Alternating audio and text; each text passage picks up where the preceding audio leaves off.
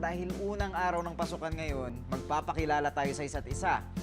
Ako ang inyong guro, si Victor Robinson III, at kayo naman. Ako po si Giboy Flores.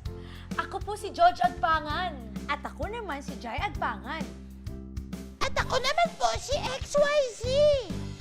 May pangalan ka rin? Ako rin! Kami rin! Ako! Kami rin! Kami rin! Ako rin! Ako! Kami! Ako!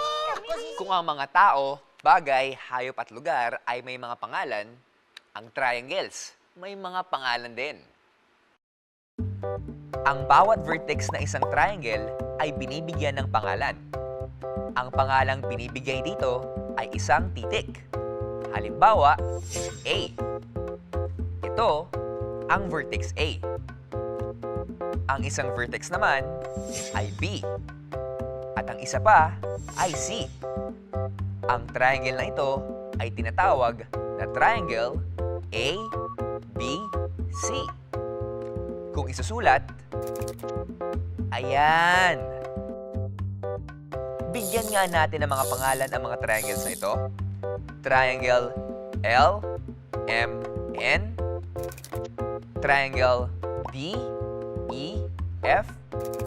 At triangle J, K, L.